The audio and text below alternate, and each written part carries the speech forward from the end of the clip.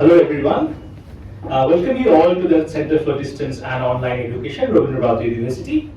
This special lecture series on modernism has seen a wonderful opening with the first two talks happening on Zoom Meet, and this happens to be our first offline lecture. We are joined today by Dr. Asijit Datta, who needs no introduction for us, given his popularity. Dr. Asijit Datta is currently working as assistant professor in the School for Languages at Kolingo Institute of Industrial Technology, deemed to the University of Bhubaneswar. He has 13 years of undergraduate and postgraduate level teaching experience.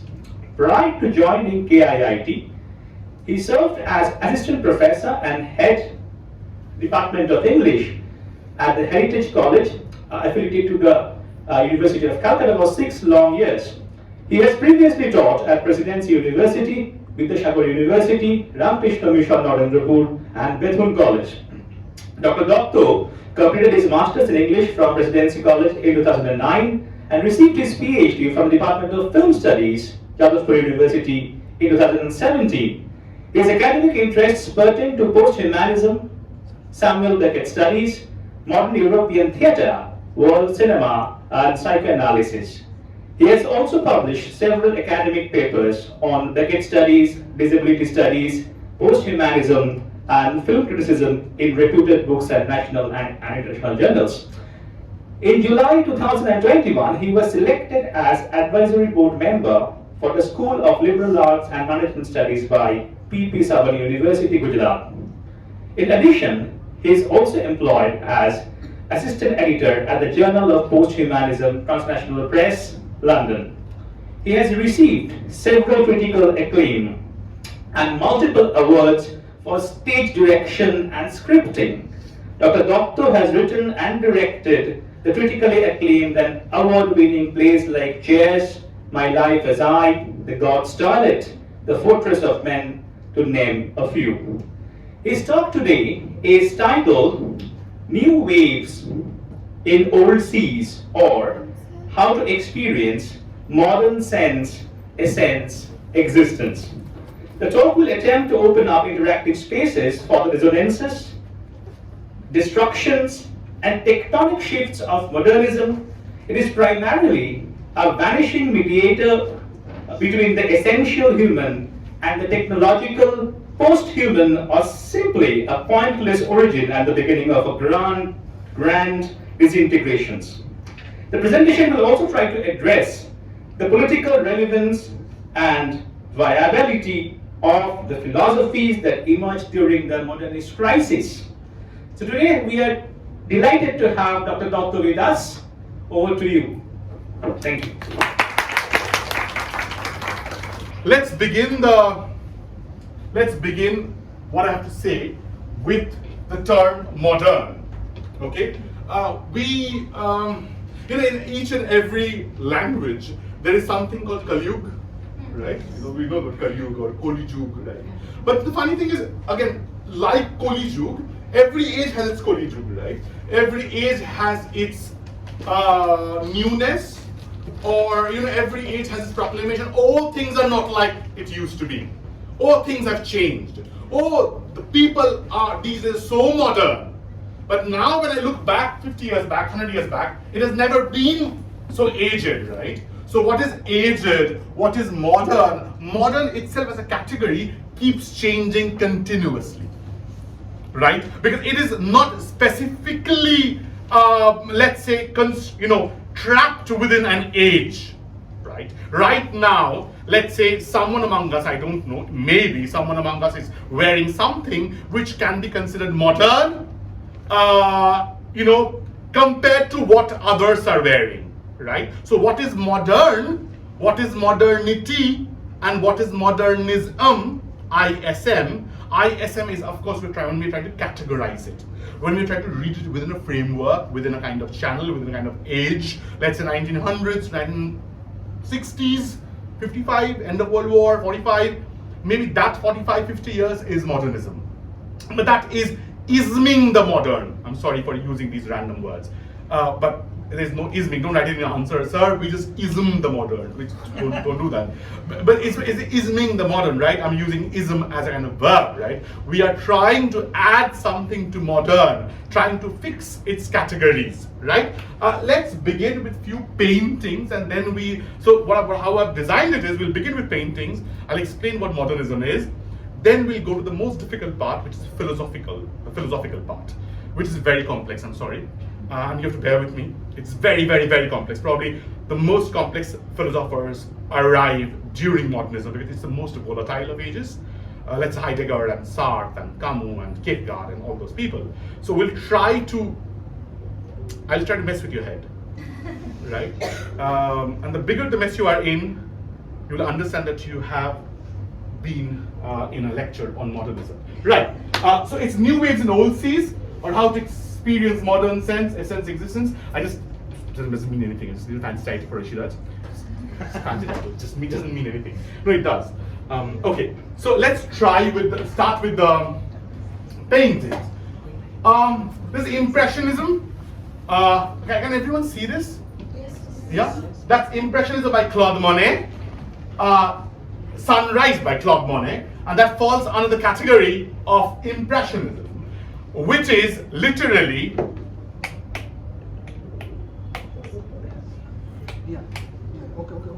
yeah, we are helping Monet paint. Yeah. So this is Monet's Sunrise. If you can understand, look at the pattern, look at the brush strokes, huh? So it's not a flat light, a flat coloring, but brushing against the canvas. You can see how everything is fading into everything else. So this is what the Impressionists were trying to do, was giving you a sense of how an object changes its pattern, its visibility during certain light conditions. Okay, so there's a very famous painting again by Monet, which I happened to see when I had this very strange visit to Paris. It is the church, the same church, and he painted the same church in the morning, at evening, and at night. So the same church completely takes on a different perspective, a different kind of beauty when painted under different light conditions. So that is the basis of Impressionism. I've written the definition for you, so that's of course for your understanding. So it's basically a play with light and color. So what I'm trying to do first is give you a kind of sense of the number of isms in painting that are coming just in a span of 30 years. And your massive inflow of arts and aesthetics, a completely different kind of attack on bourgeois sensibility. We all know what bourgeois is. The middle class, the upper middle class. We are all bourgeois. And academics is a beautiful space where bourgeois critique bourgeois and take money for that. It's a beautiful space, right? So I'm critiquing it, and then maybe I'll go back to my institution and take money for it. So I love that. And then to maintain my bourgeois lifestyle. So I love that. Academics is a very hypocritical space, I'm telling you. So that's Impressionism, right? That's Claude Monet. And then you have the Starry Night, which is post-impressionistic. Van Gogh, of course. How many of you know where he painted this from? Anyone? Where was Van Gogh when he painted the Starry Night? Any idea? He was inside an asylum.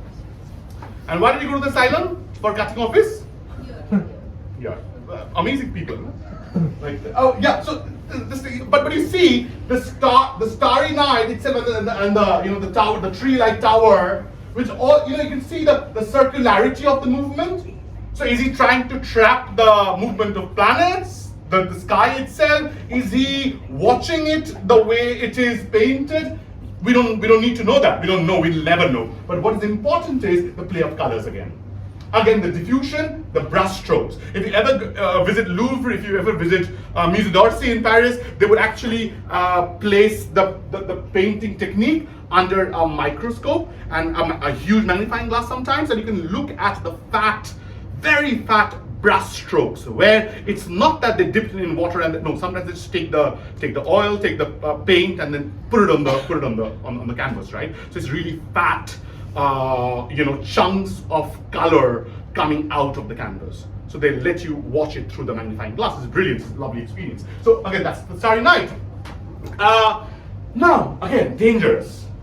It's called Cubism. Again, Cubism, which the Cubist people, they believe that human body can be looked at in a geometrical fashion, and you can create cubes out of bodies, right? Cubes out of bodies. And what happens if you create cubes out of bodies? You look at that cube in a more magnifying way, right?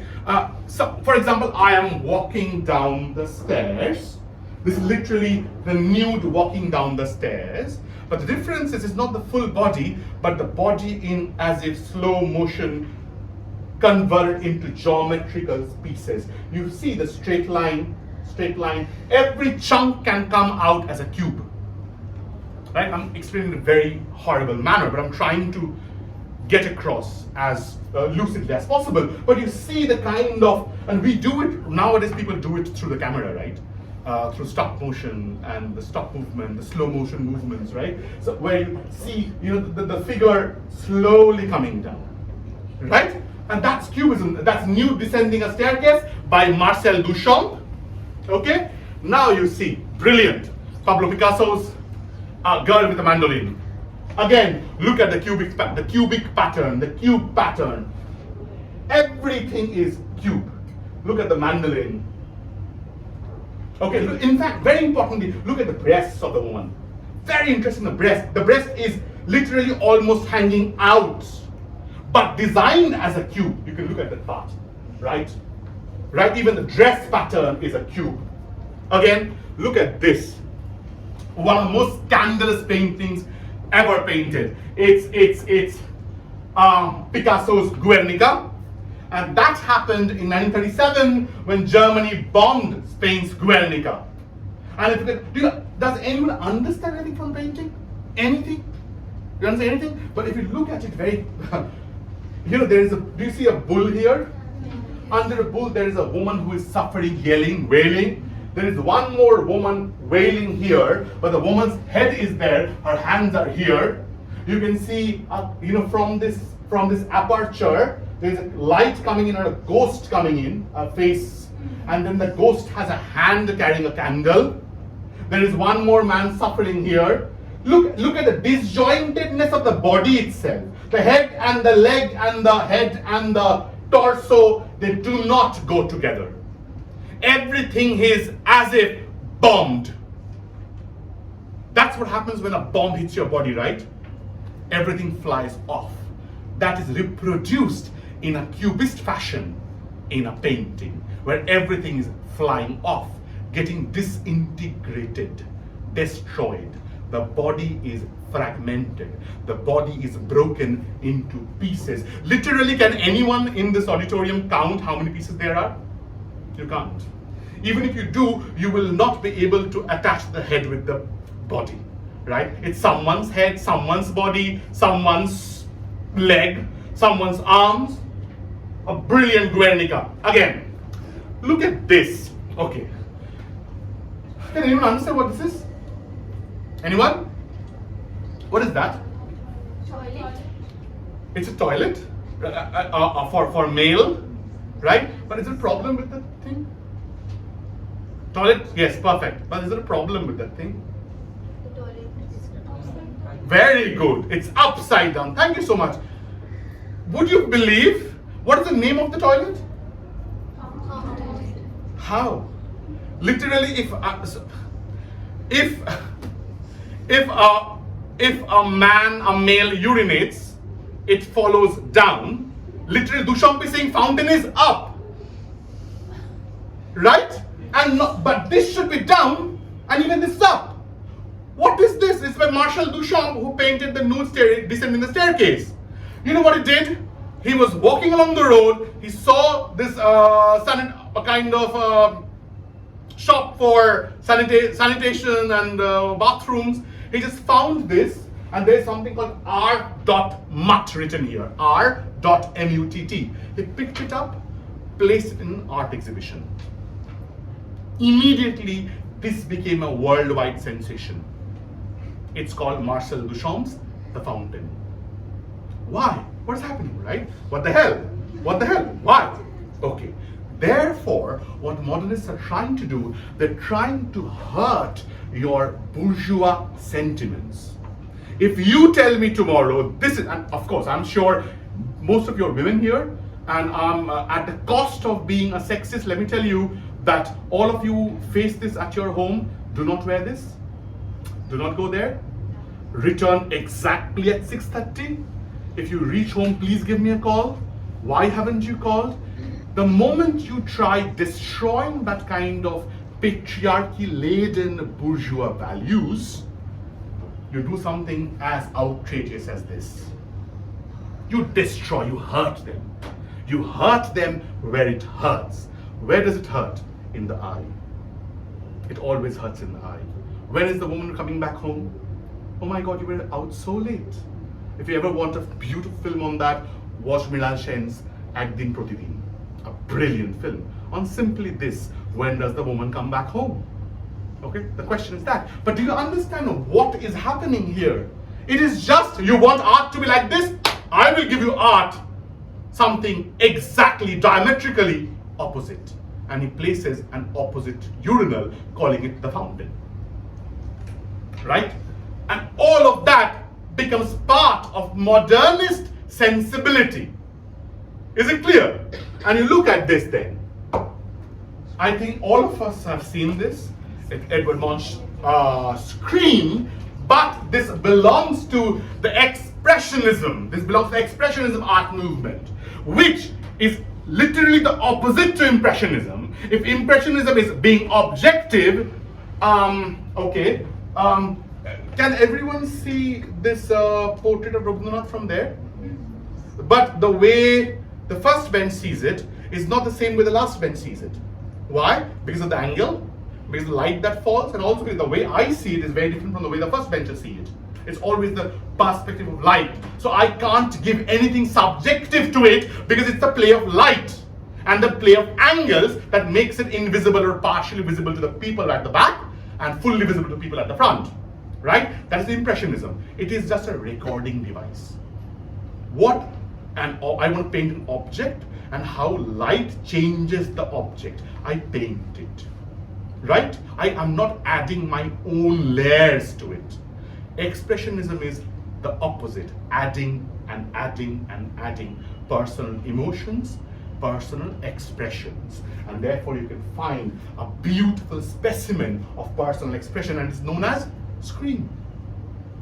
You interpret it the way you want. You look at the scream of the woman. I don't know, woman, man, skeleton, we don't know. But look at the sky, blood red. So what is inside is also what is outside, and look at the grey and the two very suspicious men following her. We don't know, but we know it's a moment of tension. But we know it's a moment of volatility. It's a moment of danger. And that's the blood red sky here, and the violet and the very deep stroke of black coming here. Is it a sea? Is it a valley? Has the sea turned, I don't know, charcoal? Has the sea turned into oil? We don't know. But that's what Scream is all about, right? Expressionism.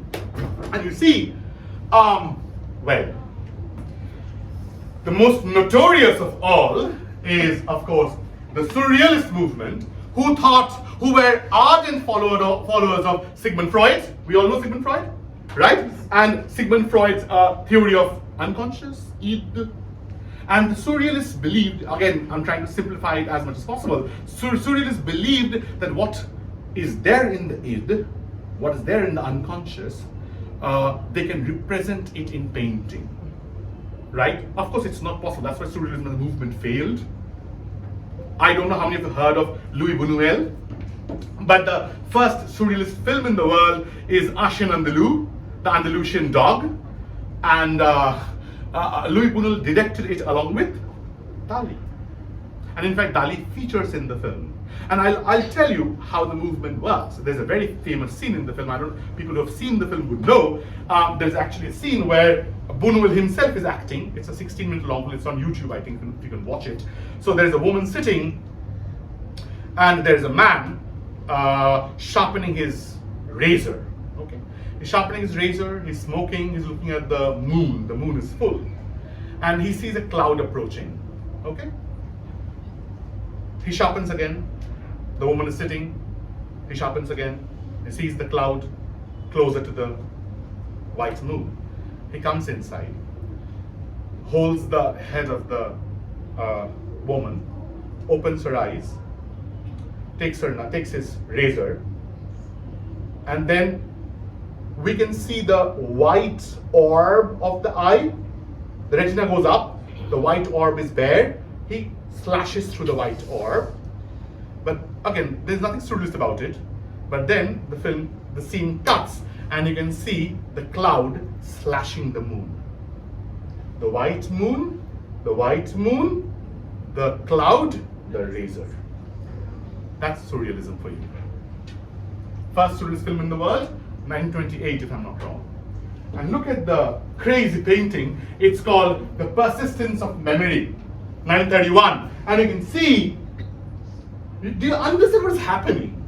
There's a sea beach, there is a bare tree, there is again a bare hill, no leaf, no sign of regeneration, no fruition, nothing, but the clocks are melting. You see the clocks are melting? Clock hangs like a wet cloth. And something else is happening. If you can notice here, of course, I'm sorry, at the back, people at the back, there are ants approaching the clock, as if time is something that can be eaten, as if time is something which can be molded, melted, diffused, burnt. And we know at our day and age, time belongs to whom? The capitalists, right? What is the mantra of capitalism? Don't waste time. And our parents say the same thing. Don't waste time. But what is time itself as a category? Time is a human invention, we know that, right? When you go to space, it doesn't exist, right? You're just all alone there, right? Time diffuses. So therefore, time as a human category, if you stop looking at your watch for 1 hour, you will actually forget what time is. You know, the best way to understand that is Hamlet. If you've ever read Hamlet, right? He loses himself in action or inaction. And Hamlet is someone who 400 years back said time is out of joint. Because you can't decide whether to kill the uncle or not to kill the uncle, to be or not to be. So to look at the movement of time or not to look at the movement of time. If I don't look at it, forget age, you forget everything about time, related to time, about body, decay, mental state, everything you forget. Time is behind everything, isn't it? And then this man just messes with it to such an extent that it's dead, it's gone. Time doesn't exist. It's flat surface, and yet it's called the persistence of memory. Will time exist? Will memory exist without time? You have to ask yourselves very difficult questions. If you're hurt, we say, no, time heals. What if time stops? Will the healing be complete? Will he ever heal? We don't know. We don't know. Probably will heal faster and not wait for time to heal us. We don't know, right? And yet, surrealist painting, the person's memory, the face of war. Don't forget, he paints it in the middle of the Second World War. And you can understand. You can understand the skull, within the another skull, within the mouth, the eyes, other skulls. It's skull within a skull, within a skull, within a skull. And that's the face of war. War consumes. War eats you up. Absolutely clear? Right. That's again surrealist painting. Okay. Shifting from painting. What will happen during modernism? A very strange thing. This is the first proper automobile by Henry Ford, again an American. It's called the Model T. That's the first car, right? But why am I showing you the first car in the world? Because the next slide is about this man who's died, who's the first man to be killed by an automobile. Before 1899, no one had any idea about what it is to be killed by a car. Strange, isn't it? And then imagine 1999, the traffic accidents, 2022, the traffic accidents. Just 100 years back, no one had any clue about the collision. What collision? A car can't kill a human being, but that happened. And this man is legendary for being dead because a car hit him, right? Crazy. His is Henry H. Bliss. His ending was not very blissful because we know that, right? But so this is 1899. But something happens in 1895. That is the first film in the world. That's the arrival of the train at La Koita station. It's adding 58 seconds. That's the first movie on screen. Okay? Now, call it a myth, call it a true story, I don't know. But people say that when people first saw the film, it was just on a huge screen. And imagine, I know it's difficult to imagine, but you have to imagine. It was, imagine a crowd which has never seen a moving picture. Right? It's a moving picture, right? The picture is moving. When they first saw it, so this is it's just the train arrives.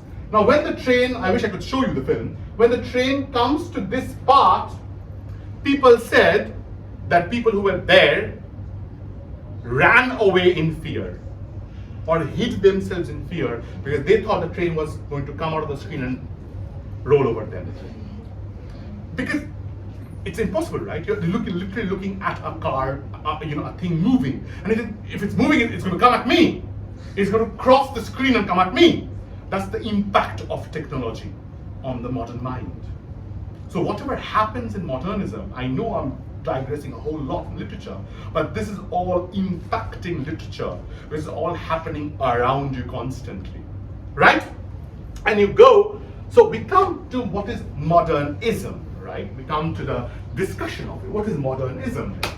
Look at these words, huh? Astonish me, right? Who says that? Sergei Diaghilev says. He was a manager of a choreography company in Russia. He says, when the ballet dancers came to him, what do I show you? He says, astonish me, surprise me. Modernism is all about this sense of shock, sense of astonishment, sense of surprise. Look at what Ezra Pound says. Make it new. Right? Make it new. That's why the title of my talk is New Waves in Old Seas. They are the new waves. What are the new shocks, the new surprises coming into the world? Astonish me, shock me. The kind of heresy. Sometimes, have you noticed those kids, very annoying kids, whom you will tell that do not do this, and they will say, I will. And they would deliberately do something to annoy you. Basically, so many modernists are like that. They would say, I want to break away from tradition. What will I do to break away from tradition? I'm not saying it's childlike, I'm not saying it's done out of fun, but they did derive a kind of fun out of annoying the traditionalist. They're constantly confronting against, countering tradition. Every tradition in the book is countered. Therefore, you see, we have the third point is lure of heresy. Heresy means a kind of, let's commit a sin together. That's what avant-garde is. Avant-garde, avant-garde movement. So avant-garde is literally breaking something, right? Breaking with the past, breaking off. We deconstruct to reconstruct. We break to build. So what we have always known that we break and we go on breaking. No, it's not true. We break because we want to build. That's what modernists are doing. They're breaking to build. See, and look at the points. Commitment to a principled self-scrutiny. They're constantly self-critiquing.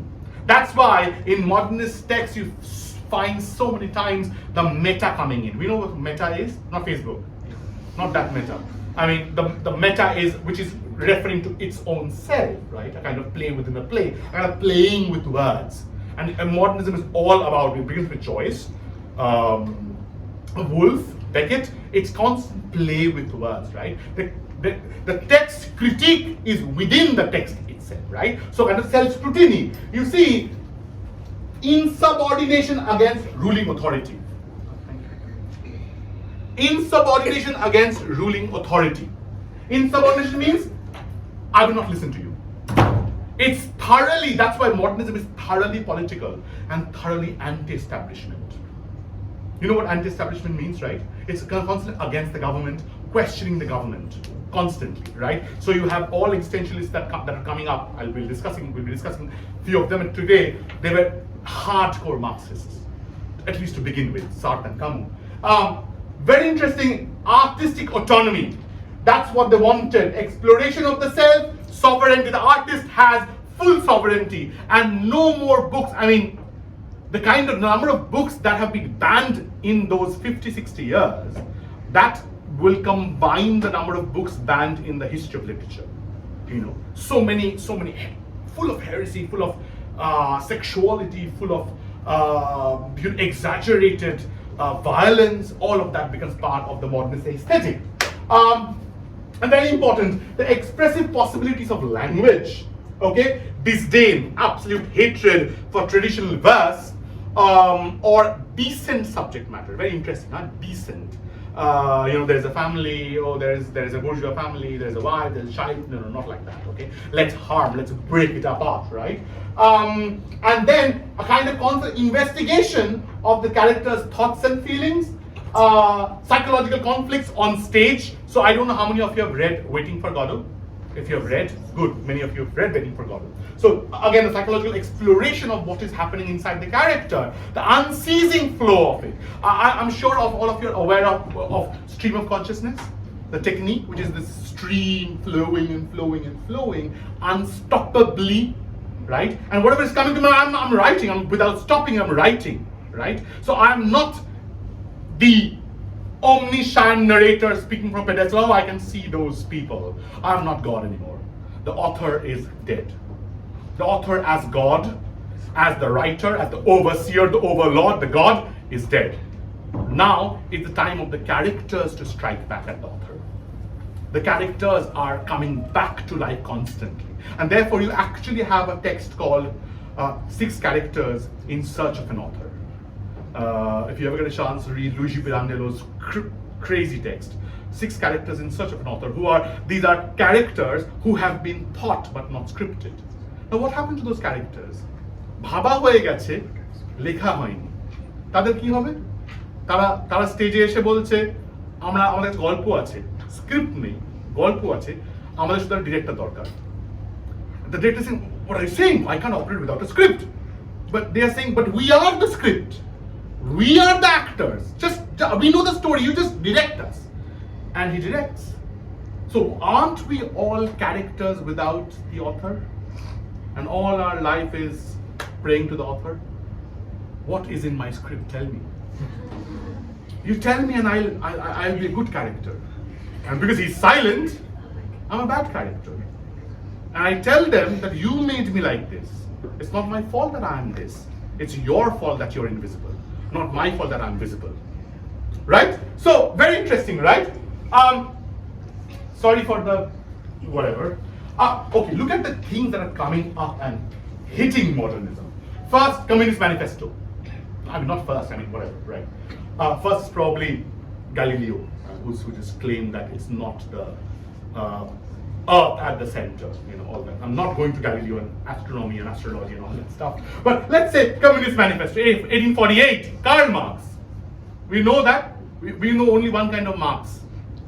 Not that Marx, M-A-R-X. Right. Karl Marx, right. So again, communism, changing the world forever, responsible for 2 world wars, right? Then, of course, we all know, 1859, Charles Darwin, The Origin of Species. We all know, which proclaims, very strange that we came from monkeys, right? I don't know how many of us would like to believe that, but I mean, I have a Christian, a very Orthodox Christian back in my university, who was in the master, who was into, studying her masters, who did believe so much that, she came from God. I mean, right? I mean, she just can't believe that she just believed that only evil people came from monkeys and they were the descendants of Satan. And you can't quarrel with them, right? Because she believes it with all her heart, and I can't break her heart. And you say, yes, I'm the evil. I came from the monkey. You came from God. Be happy. Yeah. So again, Origin of Species, right, by Charles Darwin. Of course, the 2 world wars. Definitely. I don't think modernism would have been possible without the 2 world wars, especially the First World War, 1914 to 1918, right? You have T.S. Eliot. I'm sure all of us have heard of T.S. Eliot, and all of us have at least once in our lifetime tried to write like him, and miserably failed. And we're still trying, right? And we just go on trying, because Eliot is a shock to our sensibility, isn't it? That poetry can be written like this. That poetry can be rat's feet on glass in a dry glass in a cellar. That is it's a poem. It can't be, right? So T.S. Eliot writes Proof Frog, or T.S. Eliot writes The Wasteland, right? Literally, someone who can write The Wasteland. What is it all about? It's about tradition and modernity. Tradition and how tradition fails to redeem us in our modern time. That's why it ends with every pujo. It happens with Bengalis extremely, or with Hindus. We might not be doing the puja, but we come for Shanti Jal.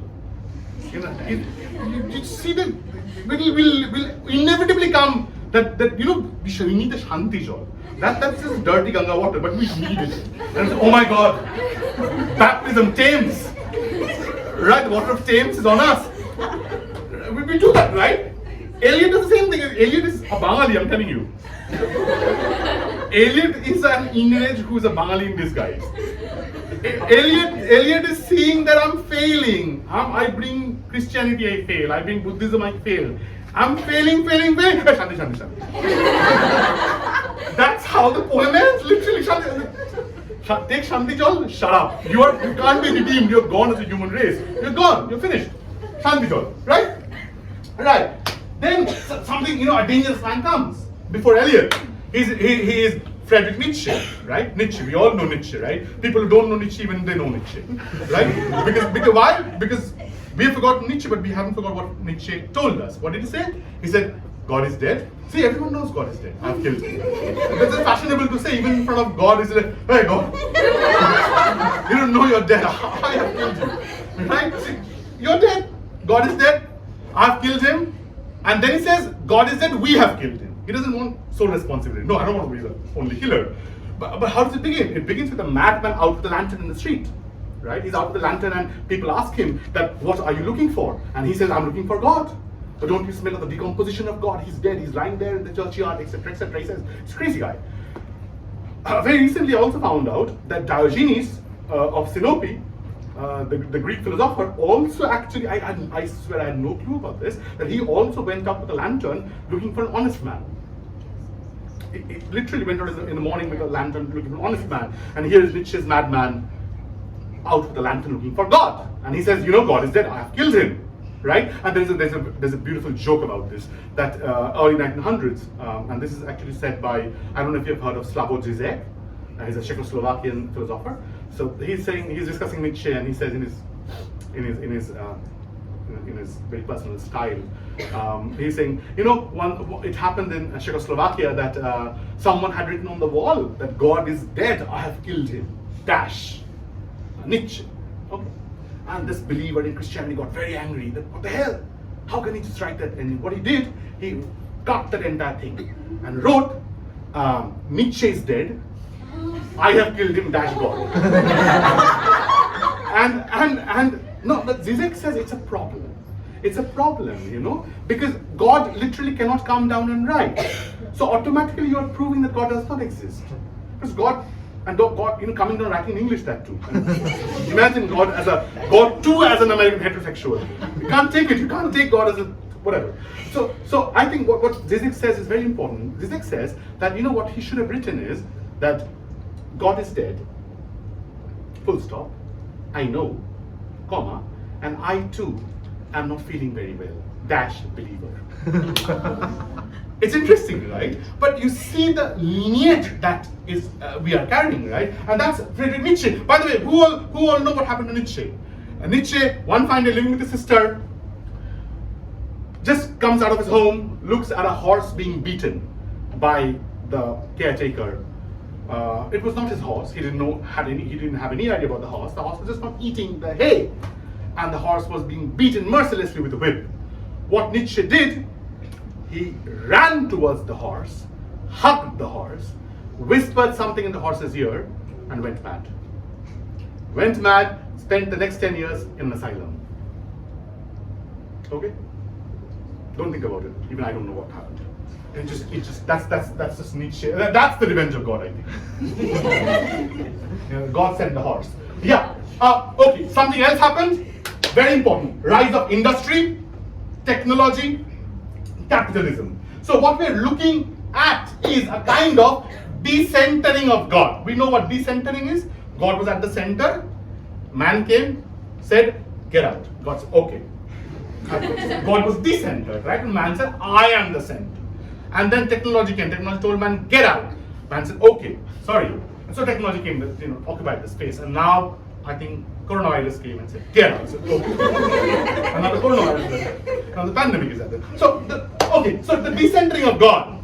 Okay, very important. Destabilization of meaningful communication. If you remember Proofrock, Proofrock. Remember that line? "I never meant it at all." That is not what I meant at all. How do you really say what you mean? Isn't it? And we have all suffered from this, isn't it? Your friends have asked you, your girlfriend, your boyfriend, your parents have asked you, "Ki hoyeche?" And you have said nothing.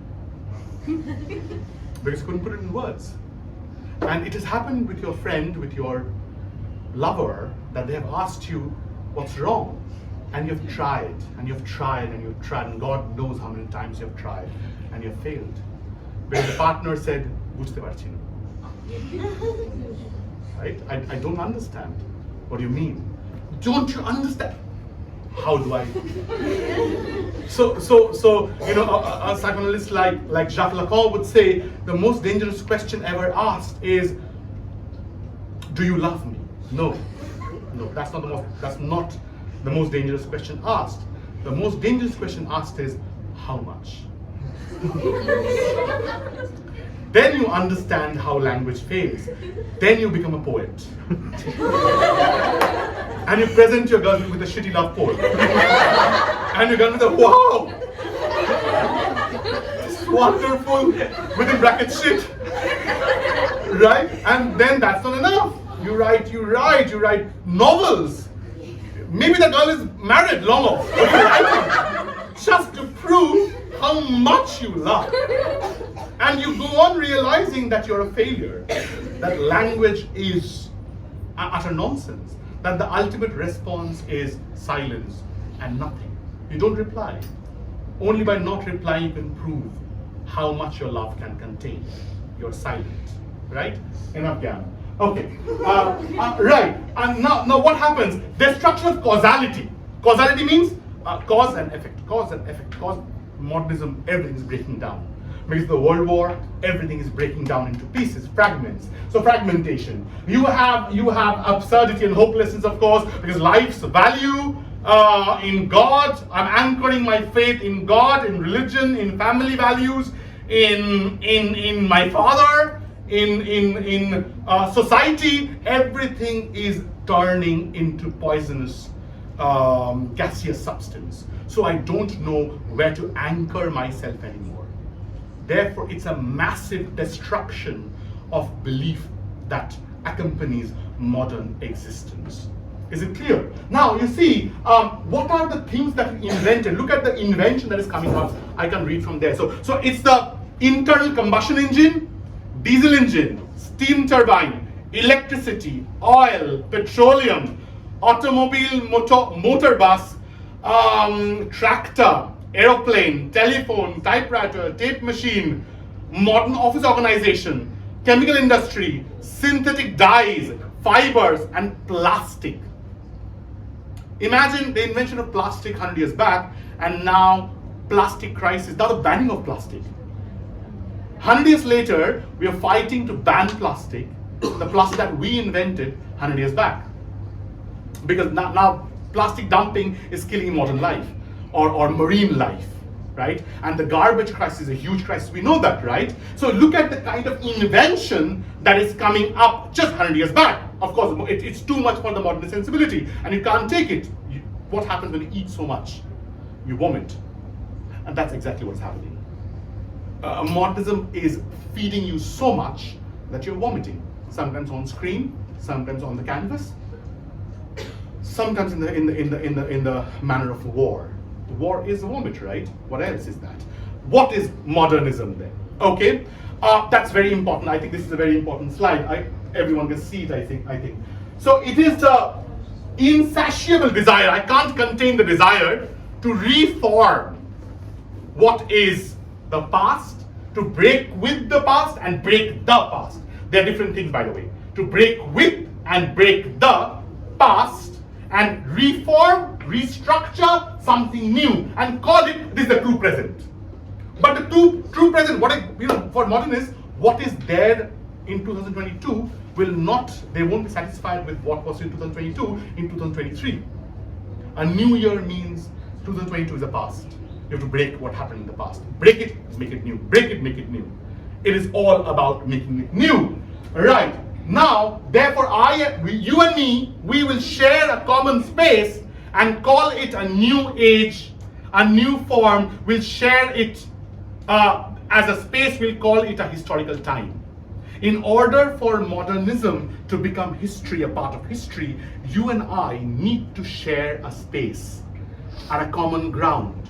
You might not believe in the same art. You might be an impressionist, I might be a surrealist. But we need to have some fundamental idea or belief or ideology which is breaking off with the past or breaking with the past. Is it clear?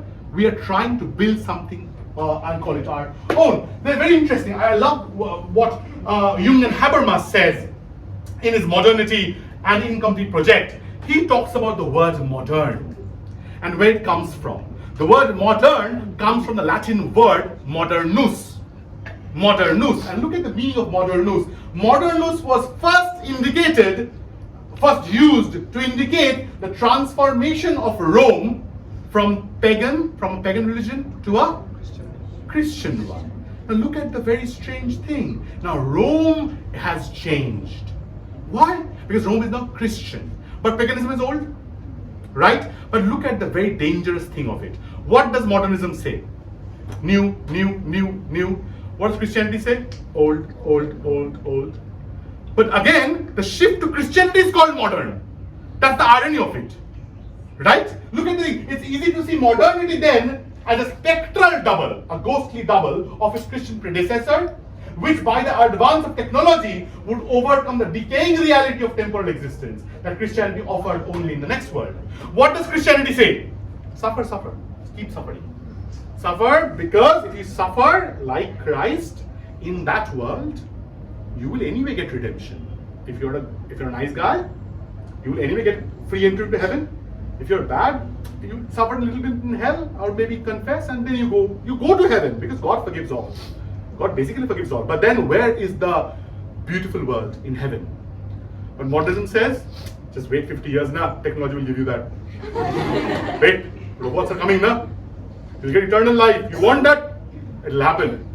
I was just giving this lecture at Adamus and was telling them that as we talk right now in Arizona, it's called the Alcor Foundation, and it will actually preserve bodies at $50,000.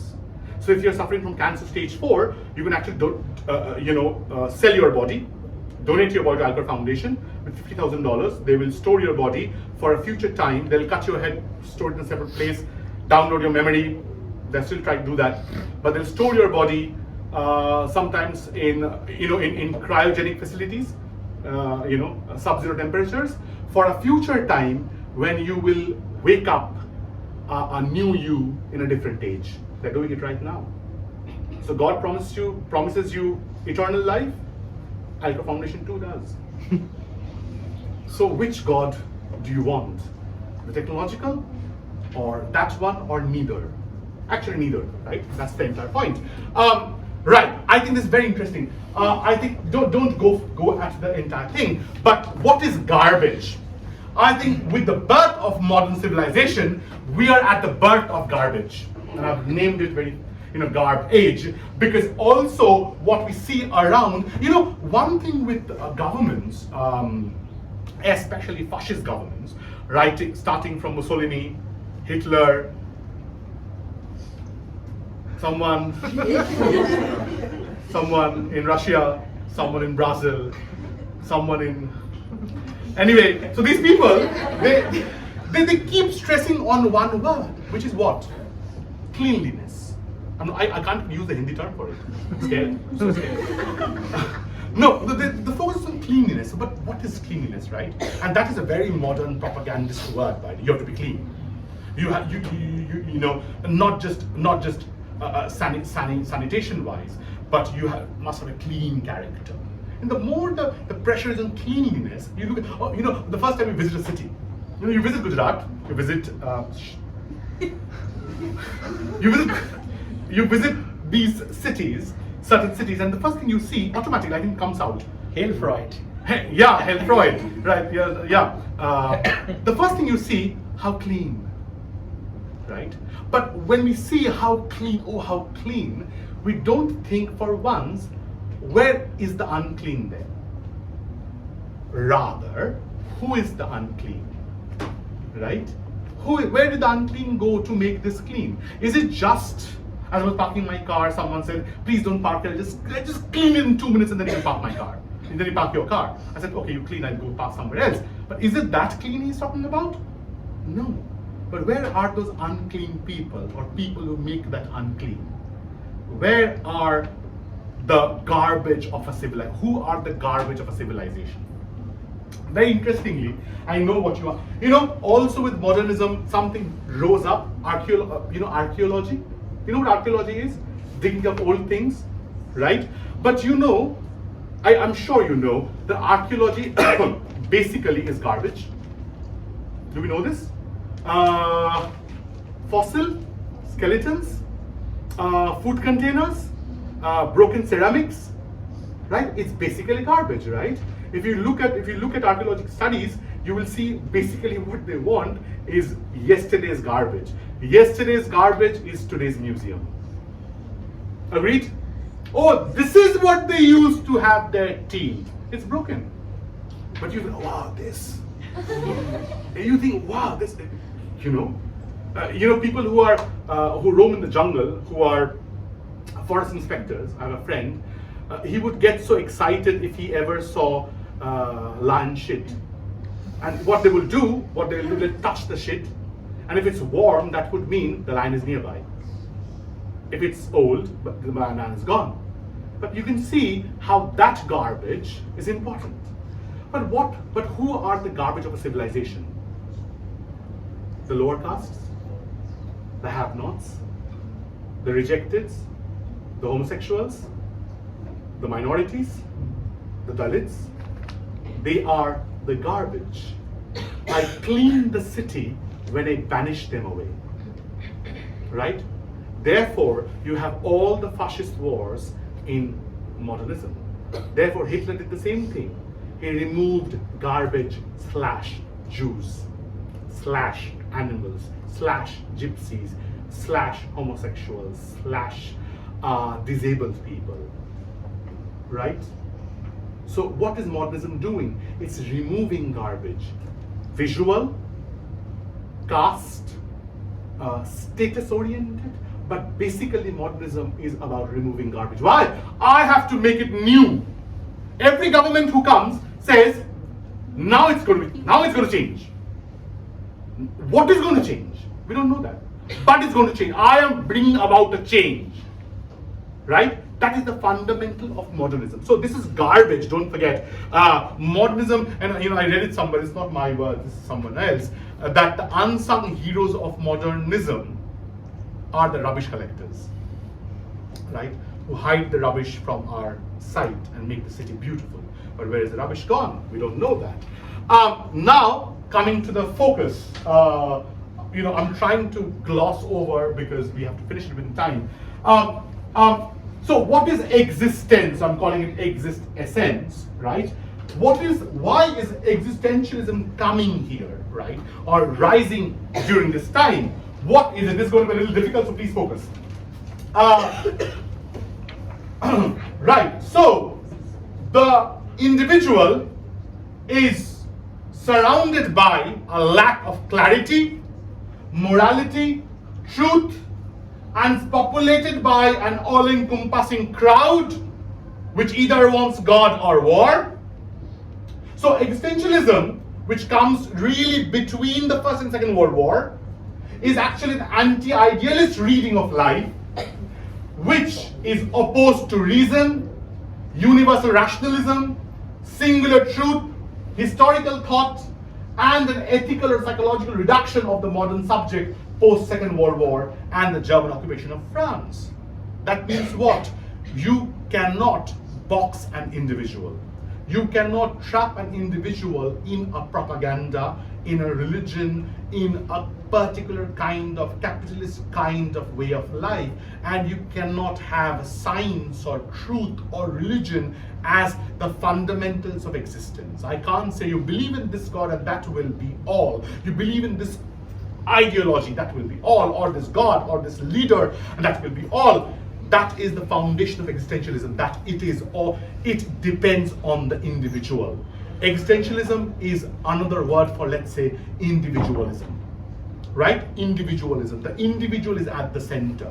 Not man as a species, but the individual is at the center. Very interestingly, existentialism is also thought as a primordial philosophy. Why primordial? Because man always, since his very birth, man, woman, etc., etc., we always had one fundamental question. Why are we here? What are we doing here? What is human? Right? We have always defined it. We've always defined human vis-a-vis, compared to the animal, always nature. So anything that is not animal and not nature is human. Human has always defined itself with the use of the word not. I'm not that, therefore I am this. Right? Existentialism is doing, they say it's a primordial philosophy, right? Nietzsche says, very interestingly, he says that we are caught between an accidental birth. Our birth was an accident, but we know that, right? I don't mean that your parents didn't want you. They wanted you, but not you, right? They didn't know that you were coming out, right? Not you as a person, right? A personality. They just knew that a child was coming, right? So your birth was accidental, your death is certain, right? So between accident and certainty, you exist as a question mark. Okay? It just says, remember me. That's modernism, I think. Remember me. It's help them remember. So I think what is challenged in existentialism is the position of God, the position of supreme power, supreme truth, also a sense of individuality. Don't forget that. It is challenging God's creational freedom. If God is absolutely free, we too are free not to believe in Him. We too are free not to look at Him as the supreme commander, right? So we are not following the singular possibility of being with God, right? So technically speaking, they are propagating free consciousness and a being of awareness. So simultaneously, if you're an existentialist, you have to be aware of your existence. You have to be conscious of your existence. Very interesting, right? Now let's talk of 2, 3, 4, 5. I've just ordered them like this. Let's talk of Dostoevsky very briefly.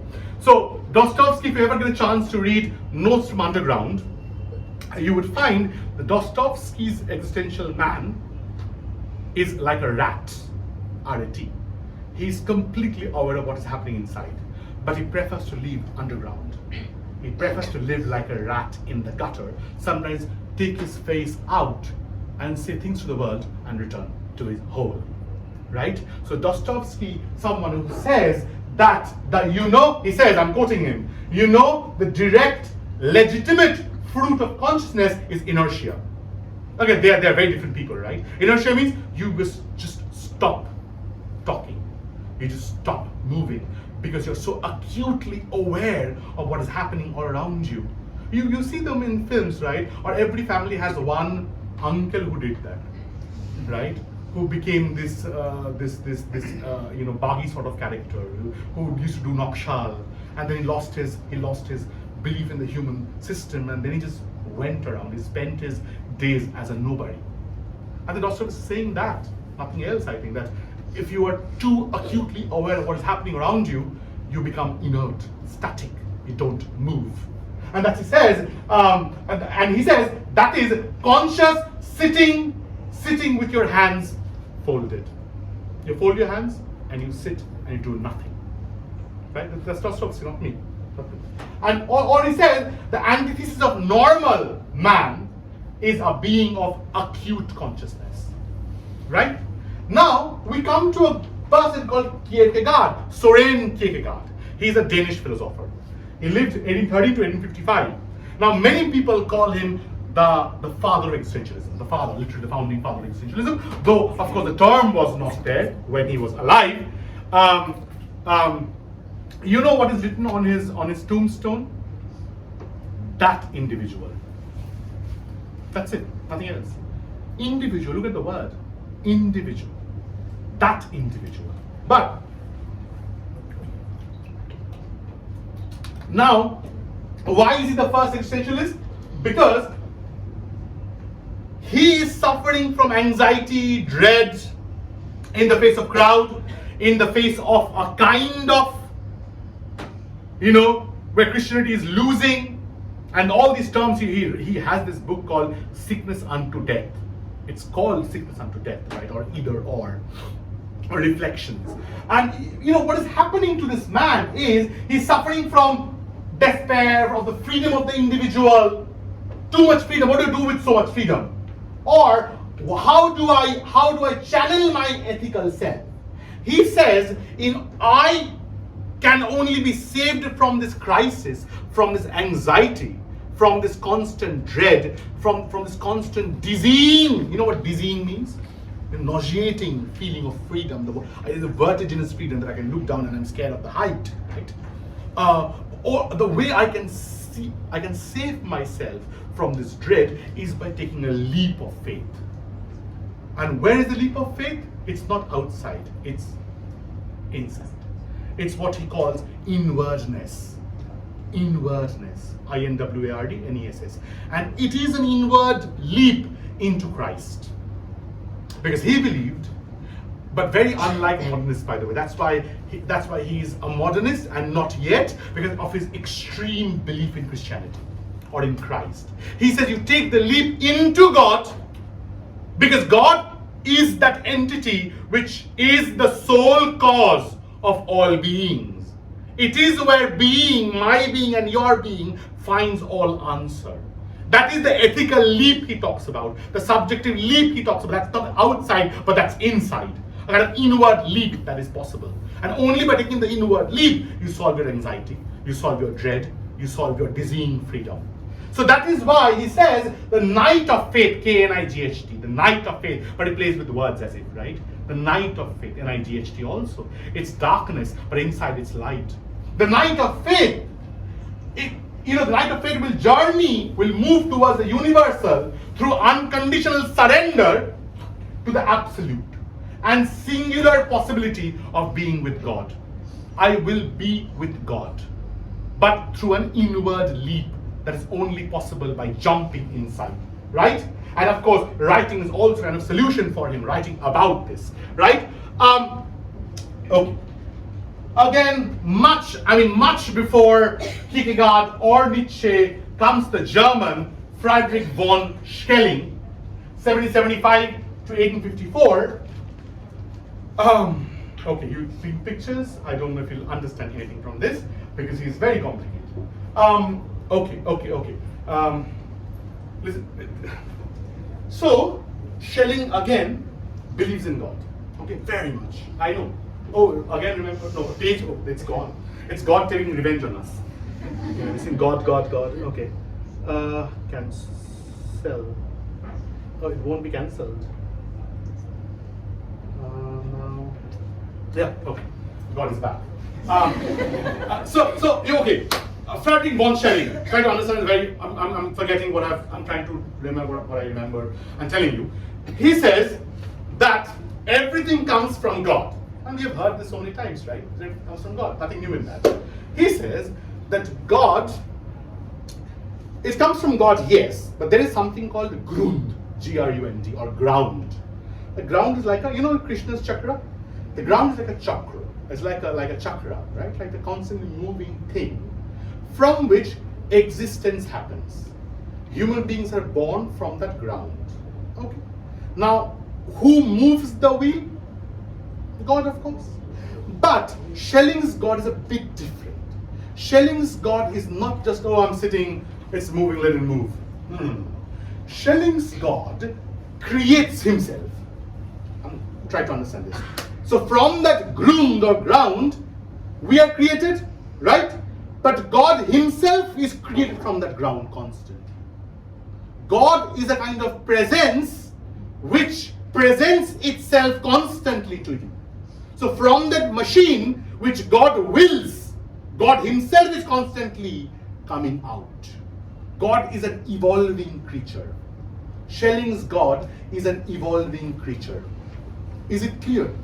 I know it's very strange to look at that kind of God who would want his own self constantly to be born and born and born and born, right? So Schelling says, why does God want it? Why does God want to be created constantly? Therefore, Schelling says, in God there is something that is not God. Why have you come to this lecture? Because you want to learn something on modernism. Okay? Something on modernism.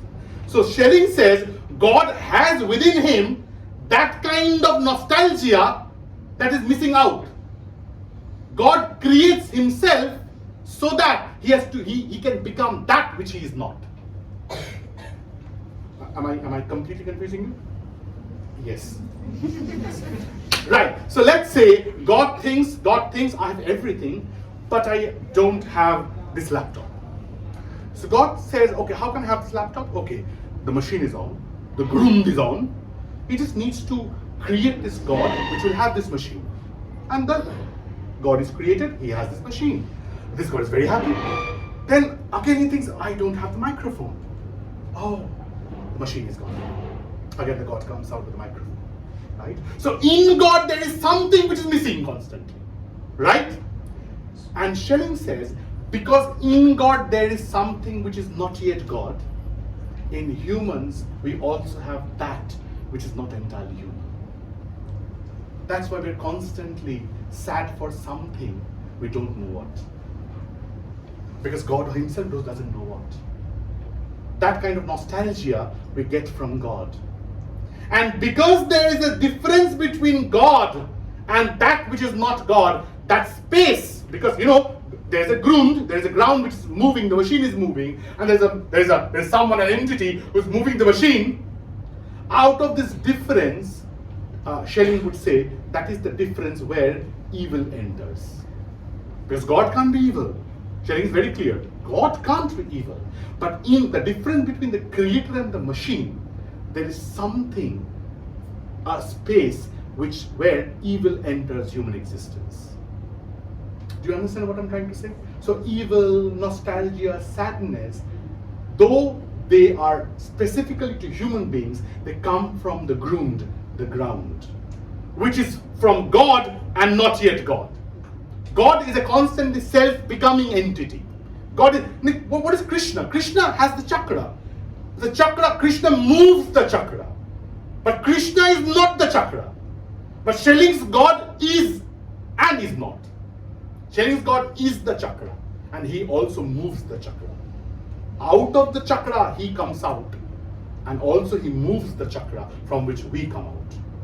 Right? That's Schelling. Very different approaches to God. And now you see a little bit of Heidegger, very disturbing Heidegger, I might not be doing justice to Heidegger, and there is Sartre and Camus, and I'll end the class. What is time?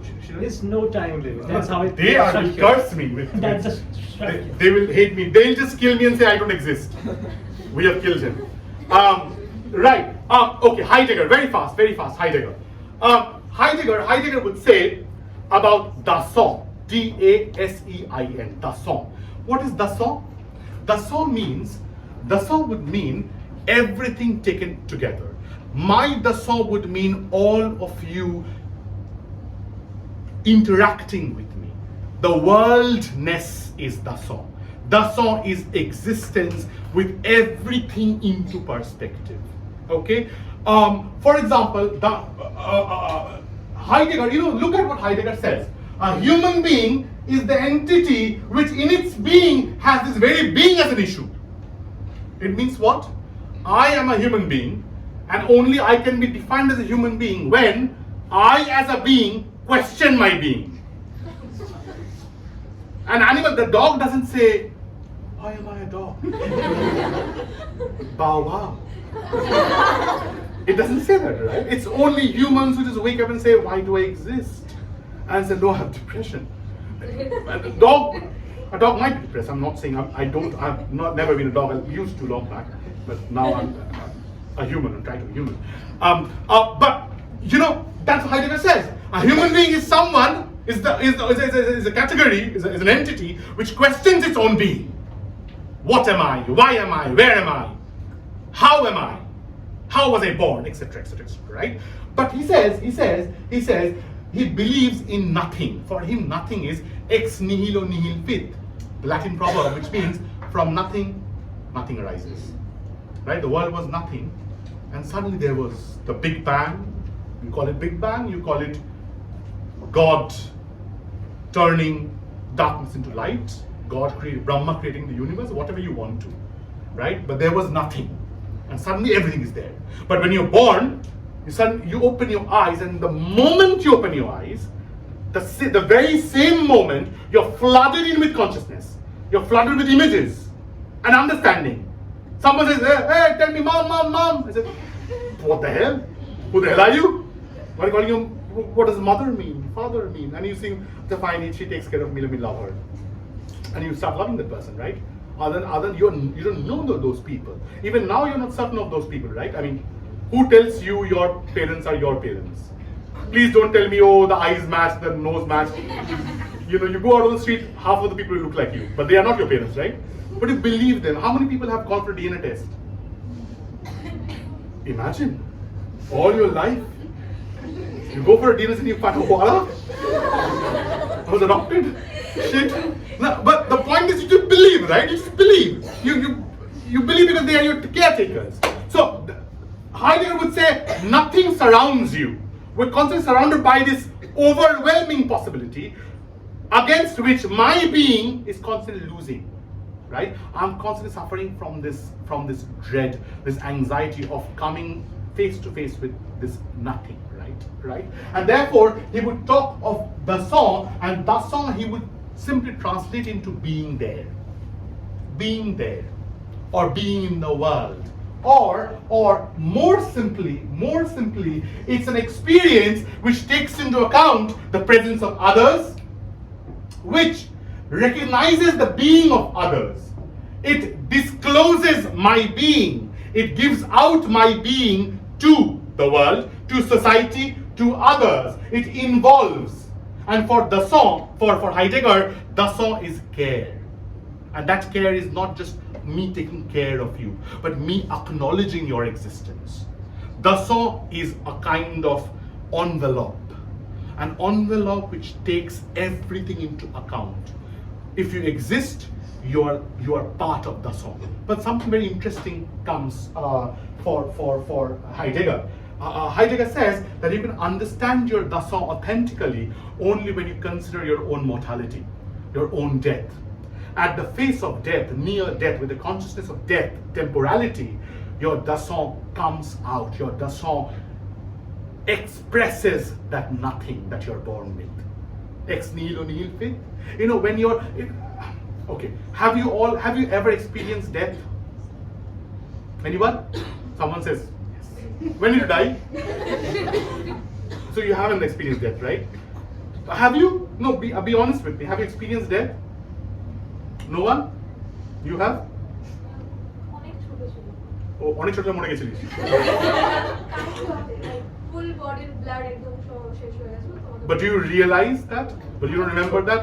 Choto, okay. So, but then do you realize the sensation then? No, because you were stiff and nothing was functioning, right? So, but you've seen death, right? Have you seen death? Maybe. No, I mean seen death as in others dying. Others dying, you've said. So you have experienced death and not yet. Because you've experienced someone else's death. Death is always the death of the other. And yet we say we know death. Right? So death, the tragedy of death is, it is the only thing that you own, the OWN. Nothing else, you don't own anything else, by the way. You don't own your life, you don't own your decisions entirely, you definitely don't own your birth. You only own your death. And the tragedy of life is, you're absent then when you die. You will never see your death. At your death, you will be absent. Your death will be an example for other people. You will be an experience at the moment of death, but the experience will be for someone else. You'll be gone. Right? So at the moment of death, being in time, Heidegger writes in Being in Time, at the moment of death, that is when authentic dasein comes out. Right? The dread, the nothingness that comes out. Right? So the awareness of mortality is extremely important for Heidegger. And Heidegger would say that the they is the inauthentic people. We are constantly losing ourselves in theyness. THEYNESS. আমরা ভিড়ে নিজেকে হারিয়ে ফেলছি যদি ভিড়ে নিজেকে হারিয়ে ফেলি what we lose along with myself, my identity is also my dasein, and he calls it fallenness, FALLENNESS, fallenness. আমি হারিয়ে যাচ্ছি, আমি পড়ে যাচ্ছি, আমি ধসে যাচ্ছি, আমি ধূলিসাৎ হয়ে যাচ্ছি. I am one with the dust, one with the crowd. I don't exist anymore. So I have to exist along with the mortality, along with the sense of death in my being. Only then my authentic dasein can come out. It's simplifying it very, very, very, very ruggedly, let's say. Okay, this is the danger man. This is the most dangerous man of modernism. The most notorious, the most dangerous, and the partner of Simone de Beauvoir, right? And the friend and enemy of Albert Camus. Okay, very good friends, great enemies of Albert Camus. Now, Sartre. Okay. How to begin Sartre? Okay. People will kill me if they know I'm teaching existentialism and Sartre and Camus and Heidegger in the same class. Okay. Sartre would say something like, let's start with basic Sartre, very, very, very basic. He would say, existence precedes essence. It means what? Earlier, what would God tell you? What Christians tell you? What Christianity or any kind of religion actually, they would tell you it was God. God imagined you. God gave birth to you. Sartre says no. So religion would tell you first there is essence of what is human, then there is existence. This is human, right? Sartre says no. First there is existence. By existing, I decide my essence. Clear? So he says, not essence precedes existence. No, the opposite. Existence precedes essence. Is this clear? First existence, then there is essence. Right? Now, he says, it's very interesting how he says it. And he says one more thing, basic Sartre, again, this Sartre at his most basic. He says that mankind is burdened by one thing since the day he's born. At least since the day consciousness dawns on him. He is burdened by choice. He's burdened by choice, the freedom to choose. Without freedom, mankind or humankind cannot exist. Now Sartre asks in the book, what if someone says, I'll not choose? right? But Sartre says you choose not to choose, right? You can never be outside choice, outside the freedom to choose, right? And then he goes on to answer this kind of beautifully. He tries to answer this, that when I say that, when I use the word consciousness, what does it mean? Anyone? Consciousness, we keep using it, right? Consciousness, anyone? What does it mean? Any idea? Yes? Chetona, right? Awareness of your own being. Awareness of your own being. That's of your own being. But what are you? Of everything, right? Or as ma'am says, Chetona. But Chetona of what? Can Chetona exist separately? Can this be Chetona? So Chetona is always Chetona of something, right? I can't say this is consciousness. I can't say that. I'm sorry, I can't say that. So consciousness is consciousness of the mic, of the bottle, of the microphone, of you, of her, So consciousness is always intending at something, always pointing at something. Consciousness is not a category which exists in air, or in me it's there like my finger which rests. It's not that. Consciousness is always this, that. Consciousness, according to Sartre, and very rightly so, is of something. We agree to this? We agree with this? Okay, now, the problem, Sartre says, that Sartre differentiates with the oswa and poswa.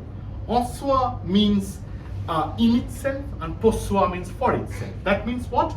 The bottle, the mic, the laptop, the microphone, the AC, they're all, or the stone lying on the street, everything they are in itself. In itself means what? Their brute existence. That is, they exist. They do. If you don't move them from one place to the other, they will keep sitting here.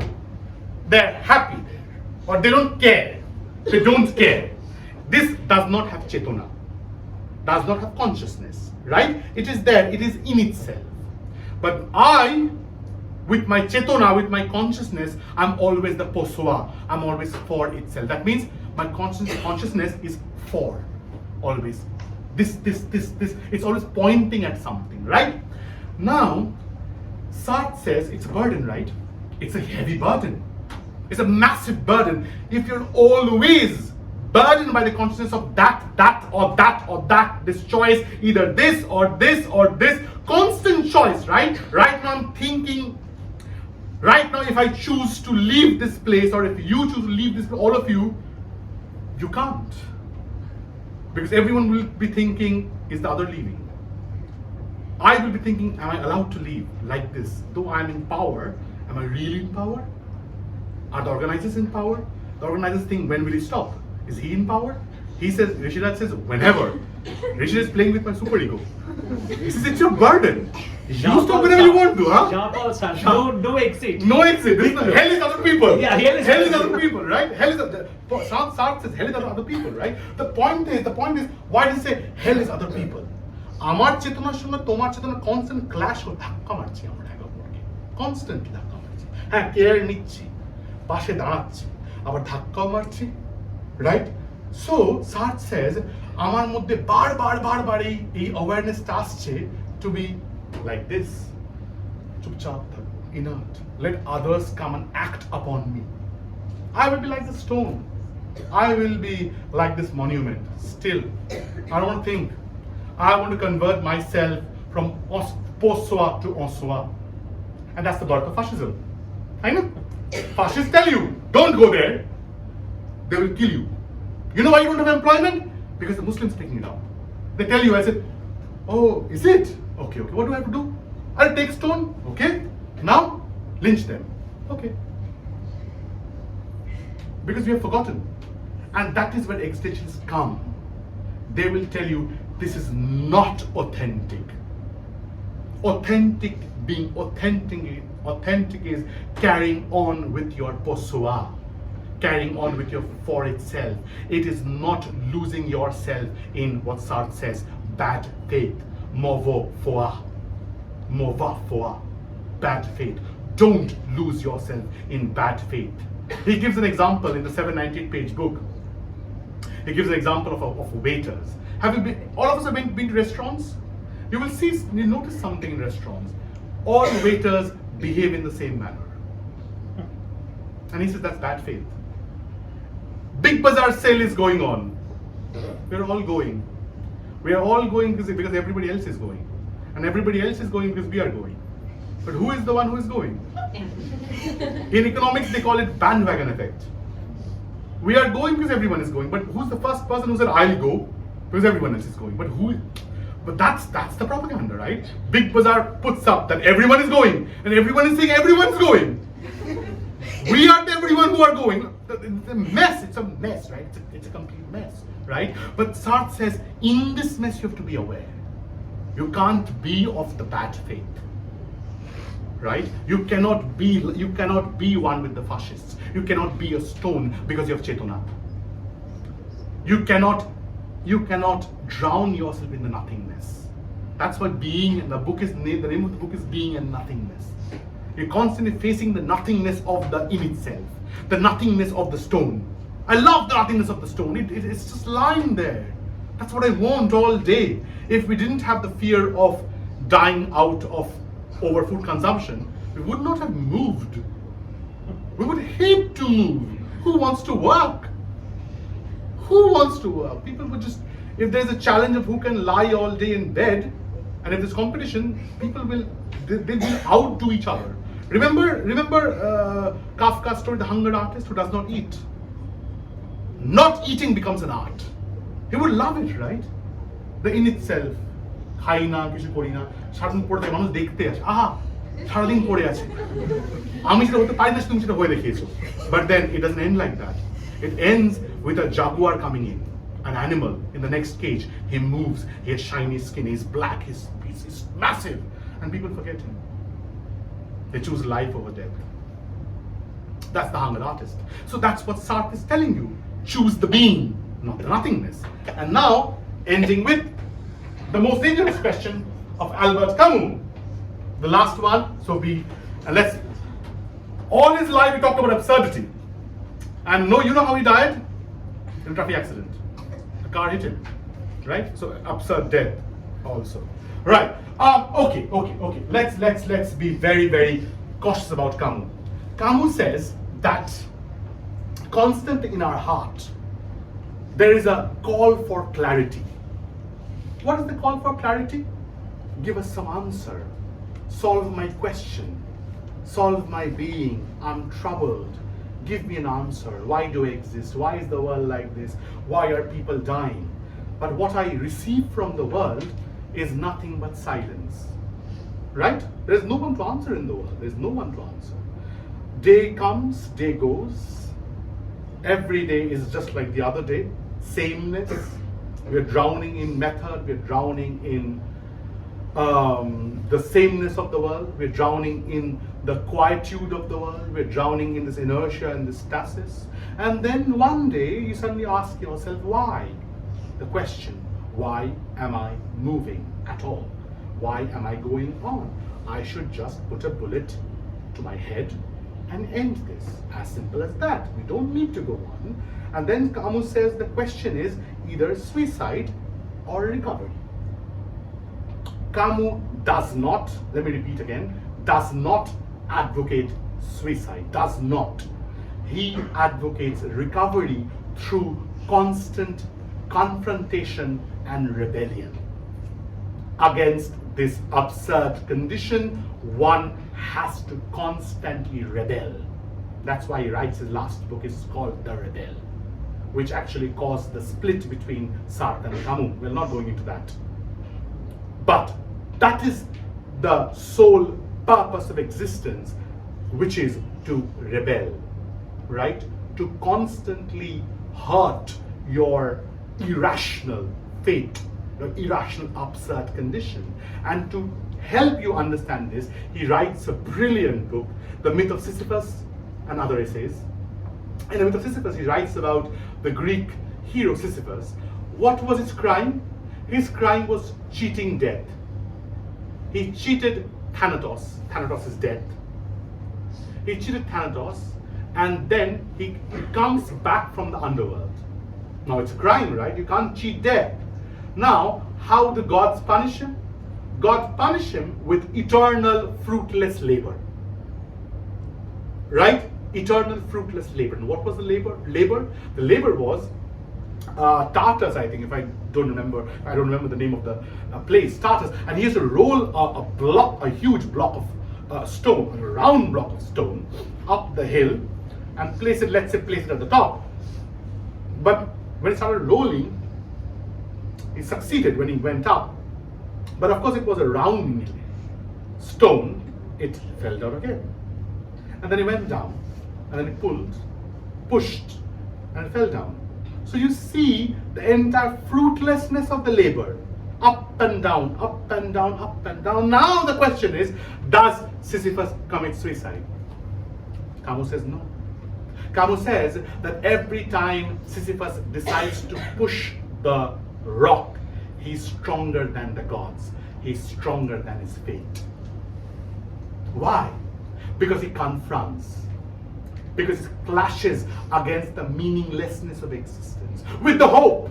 And the hope is not the blind hope. Oh, one day there'll be meaning. No. There is no one day. There is today. And the entire purpose is to push. Push against the absurdity. Push against what fate has willed for you. Even if that is absurd. Even if that means that the ultimate meaning of meaning is that it's meaningless. Even then, you push against it. You push against it knowing that there is hope. And that hope is of a sudden discovery, of a sudden revelation, of a sudden knowledge. Every day you push, if you look at, it's very interesting actually, I don't know how, you remember those school days? You had to go day in, day out, that routine, right? And you think, a school child doesn't think that way, but especially when you go for your job, if you have a 9-to-5 job or whatever job you had, you think every day there's a job. You come, you go, you come, you go. Specific time there's a lunch hour. You go back home. There are people waiting. You sleep at a particular time, and then you ask yourself, why? What the hell is going on? But if you stop, you stop and you listen. You stop and you make existence open field. I know it sounds utopian, right?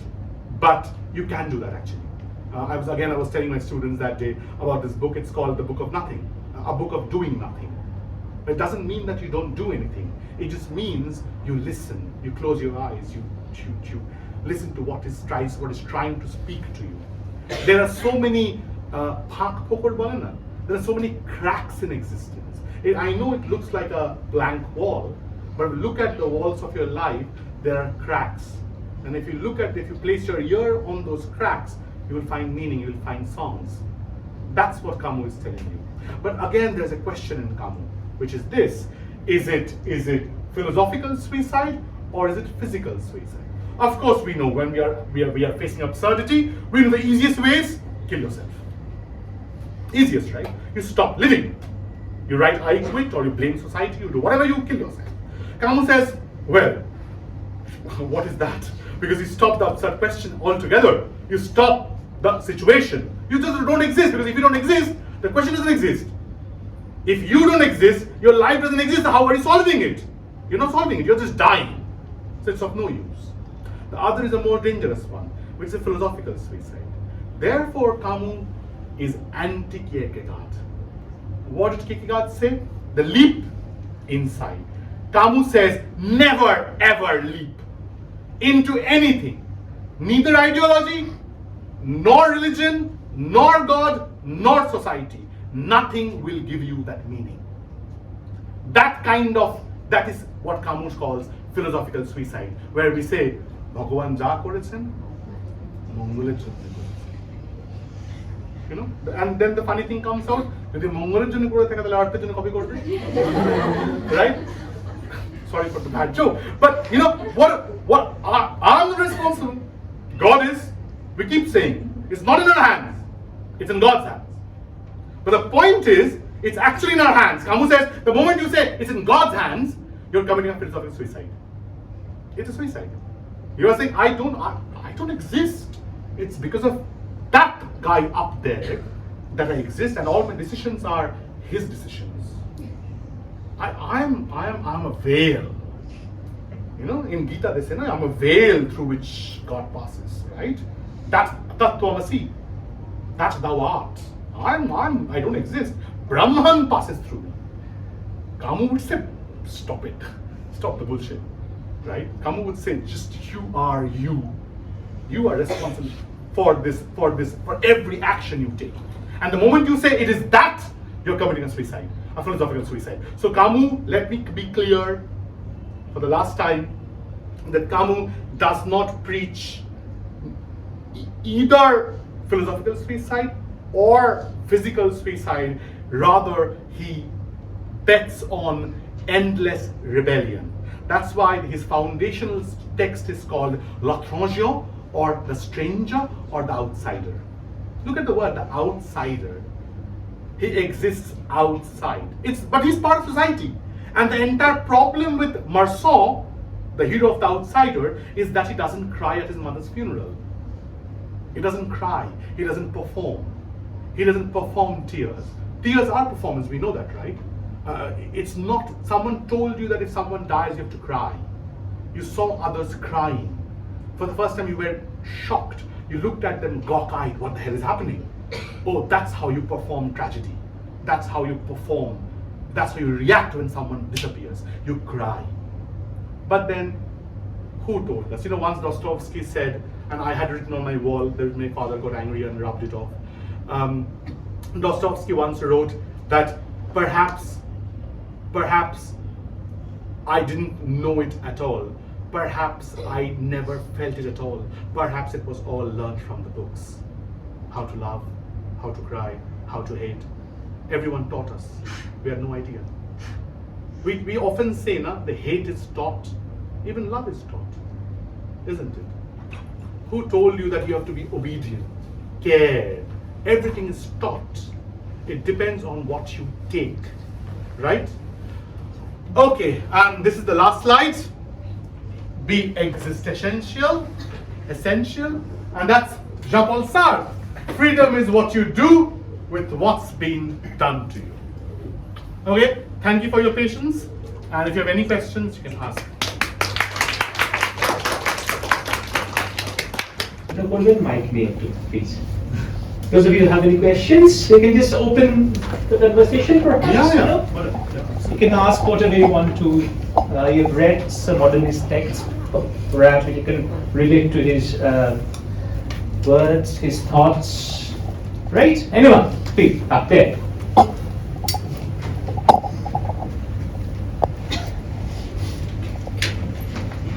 So thank you for the lecture. I just want to know what's the difference between being and existence. Okay, thank you for your question.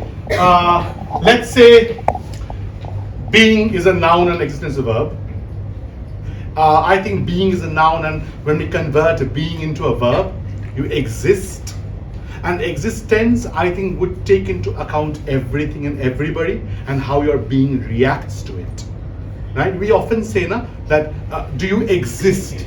But sometimes we say, we differentiate between living and existing. Right? But existentialists won't. They would actually call living, what we call living, existing. Because existing for them is, there's only one way to exist for them, and that's only by authenticity. If you're not authentic, you don't exist. And your being is, of course, how you react and how you shape your being according to your existence, right? So being is also kind of reaction, but it's also kind of formation.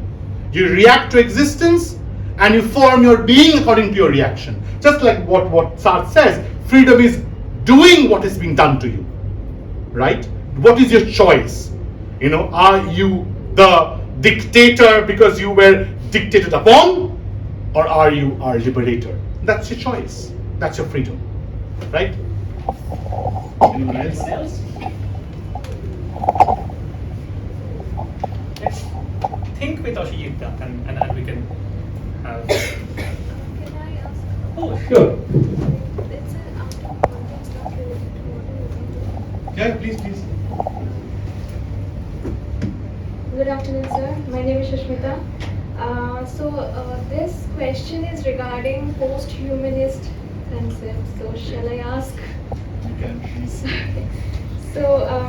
Standing in 2022, we are completely concerned about nature, and but in this post-humanist era as well, when AIs and cyborgs are completely taking over everything, like in movies. So how is it is affecting literature as well as movies? Like, is it creating any kind of conflict? Like, literature should be lean towards nature and retain its individuality, or become more scientific, adapting technology and justify itself? Okay, that's a nice question. Thank you for your question. Who judges what is literature? What is literature? It's not just nature and beauty and being and issues of the state or fantasy, right? Literature is everything, right? Frankenstein is sci-fi. In fact, what is happening right now, Alcor Foundation we talked about, that's Frankenstein, right? Coming back from the dead. So technically, what is literature? Some people claim even your shopping list is literature. If you know how to decode it, that means, if you know how to read it. So what is literature? Is itself an open field, an open context. Literature itself is not context bound. If it's not context bound, if it's an open field, if it depends on the reader, then anything under literature, including AI. So you talk about, let's say, Dan DeLillo's Zero K or White Noise, or Ursula Le Guin. All these are sci-fi novels, but classic is literature. So what is literature itself is a question first, and the answer to that is it is everything. Because it is everything, it has to take into account everything. It has to adapt to its times. Absolutely. That's why you have so many sci-fi novels coming post Second World War. All sci-fi novels actually coming after Second World War. I'm not saying it didn't exist before that, of course it did, but most with force it comes after the Second World War because of the boom in science and technology, right? So literature has to take into account everything that is happening around it, right? Including its post-human assemblages, right? The book has to be, a kind of, a grail into which everything can be poured, right? It can't be that, oh, this is restricted to this and that is not literature. It can't be. And that's why you have in syllabuses, you have, I think maybe you also had, popular literature, right? But again, what is popular literature? So even a few years back, it was like, oh, what? I don't know. Delhi University has Chetan Bhagat. Call it bad, call it horrible, it's in the syllabus. So you have to teach. I don't know how teachers teach it, but they do teach it, right? But do you call it literature? Yes, oblique no. Is Harry Potter literature? Yes, oblique no. Oblique question mark. We don't know. We don't know. But again, because we don't know, it's an open thing. And anything that is open, you can't actually categorize it. Yeah, thank you. Yes. So I had a question. Yes. Since you have mentioned the way in which modernism breaks away from all types of conventions, my primary question is from a pedagogical perspective, as I have to teach this in a very short span of time. Why do all history books or most classes on modernism follow chronology?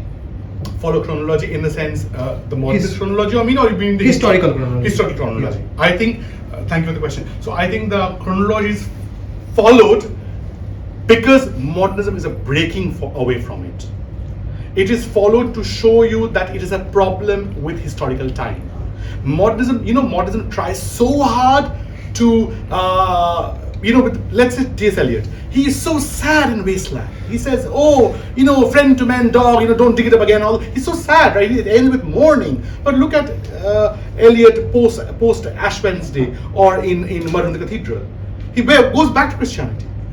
You have the kind of reaffirmation of God because they can't stick to a historical time. And yet when you look back at modernity now, it all seems so much in order. Yeah, it does. But it does, right? That, oh, of course, Dadaism would be followed by Surrealism. Of course, we knew it. But of course, when it's happening, we didn't, right? It's like someone in Duchamp coming with the Uranus and this is art. So it's a shock after shock after shock. So let's say a person like Marinetti, like futurism. He says, no, what happened yesterday? Speed. Futurism is marked by speed. What happened yesterday is dead. And Marinetti says, I am my own funeral. If I write something today, burn it tomorrow. So I think modernism comes with a kind of historical shock that we are outside time almost. Because time belongs to bourgeois order. They are so anti-bourgeois. In the first 50 years, they're so anti-bourgeois, all artists are. And they want to break away from historical time, from chronology. But then, of course, time forgives none. We know that. It's on the time. Right. Yes, so moving from homogeneous empty time to messianic time. That's it.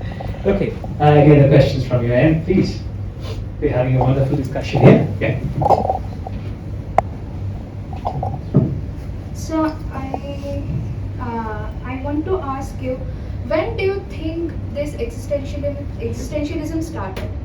Like, can we really say that it started only after the World War? We can't. As a movement, yes. Definitely after the World War as a movement. But the questions, who can say? It didn't occur to Christ himself. What did Christ say before his death? Eli, Eli, lama sabachthani. Oh God, why hast thou forsaken me? Shobai chhadlo, tumi chhede dile amake. That moment of doubt, isn't it existential? Are you there? If you're there, why do you leave me? Eli, Eli, lama sabachthani. So, who knows? 33 BC. Who knows when Christ was born? But who knows what the questions are that plagued the ancient caveman when he was drawing on his caves? What plagued him? He wanted to be immortal? Did he? I don't know. Maybe he did. That's why he wanted to leave evidence that I existed. This is my painting. Right? So the questions are primordial, as Jasper says. Old, very old. But as a movement, it comes between the world wars. Or just before, with Kierkegaard, Nietzsche, Darwin, Marx, all these people. Right?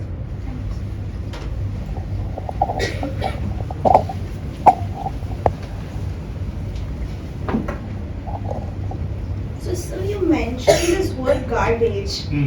So if you break it, it's actually garb and age, the age of garbs, as in clothes. Yes. So if we connect that to literature and how it is reread and reinterpreted, as if the core essence is being covered with layers and layers of clothing. Very good, okay, yeah. So how in today's world, in 2022, how is reinterpretation and rereading affecting our lives and literature in general?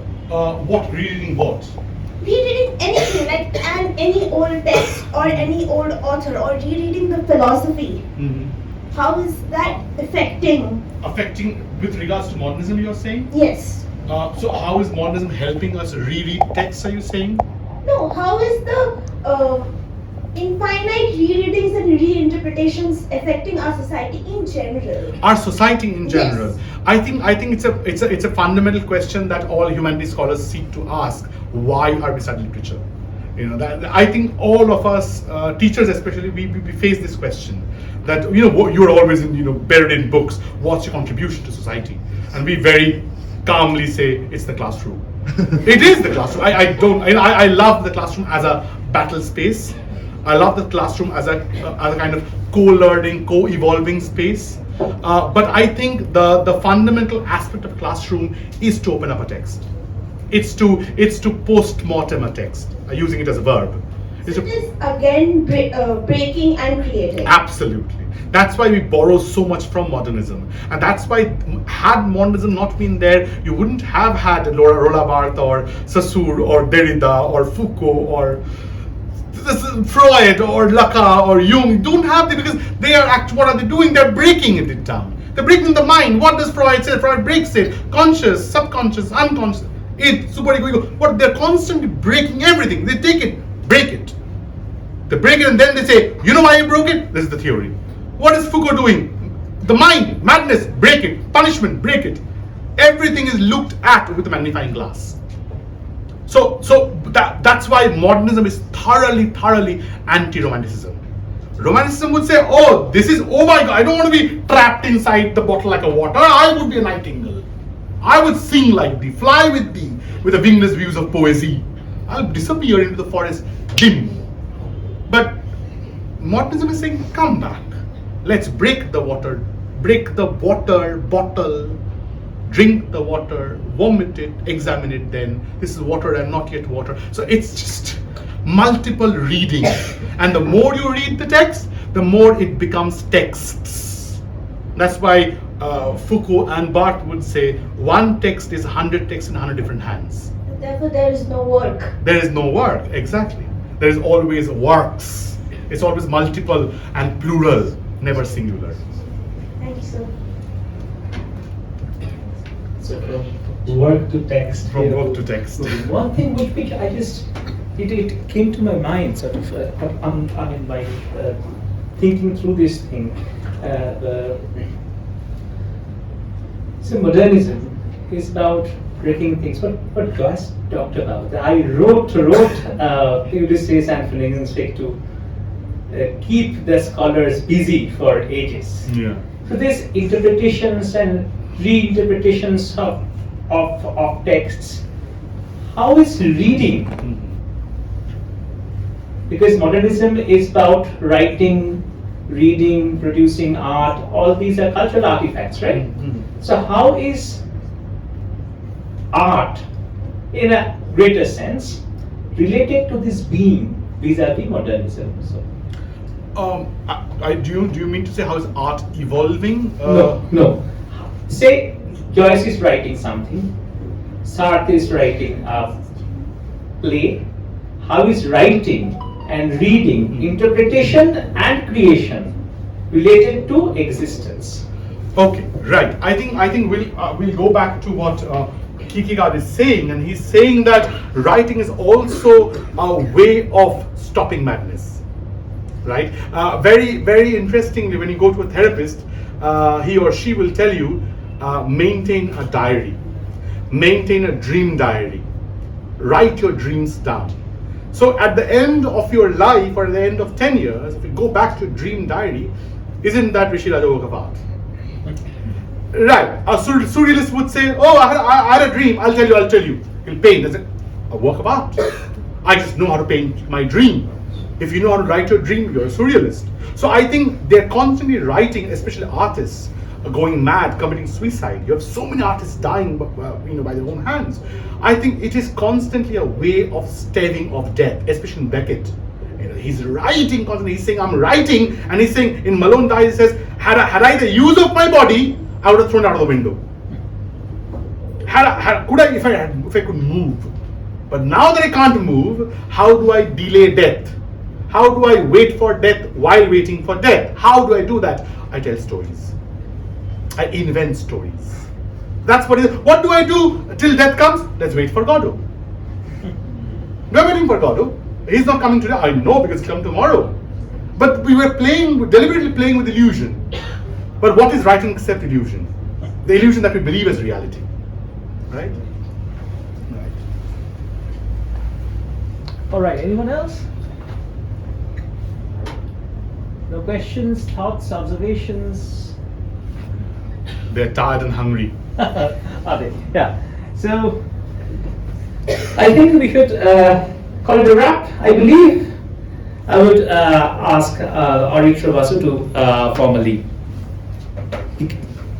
Yeah.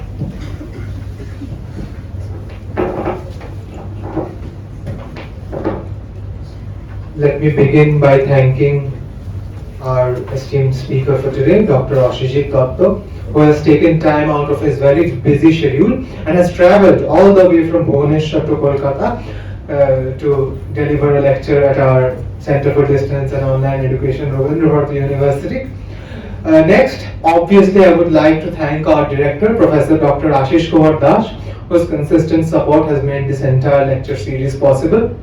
I would next extend my heartfelt gratitude to my colleague Rishi Raj Pal, whose consistent efforts have made this lecture series a reality. I also extend my thanks to all the faculty members and all the other staff members of CDOE RBU who have extended their cordial support in both academic and logistical matters. And lastly, but definitely not the least, I thank all of you who have come here today to listen to our very first offline lecture series on modernism. So with that, we conclude our session for today. Thank you.